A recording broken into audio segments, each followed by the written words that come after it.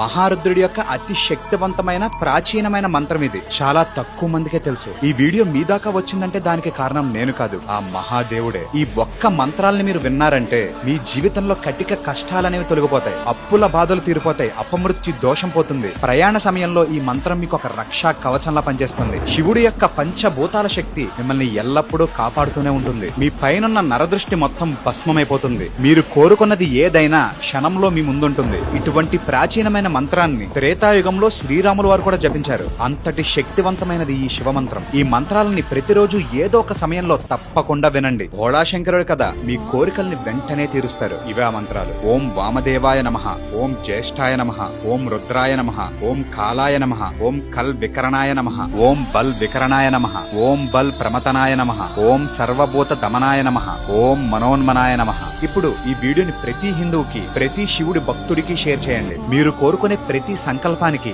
ఇంకా శక్తి వస్తుంది, త్వరగా నెరవేరుతుంది కూడా. మీరు మీ ఇంట్లో వాళ్ళందరూ ఈ మంత్రాల్ని ప్రతిరోజు ఒక్కసారైనా వినండి. ఒక్కసారి మనస్ఫూర్తిగా కమెంట్ లో హర హర అని కమెంట్ చేయండి. ఇలాంటి మరికొన్ని ఆధ్యాత్మిక విషయాల గురించి అజయశ్రీని ఫాలో కొట్టండి.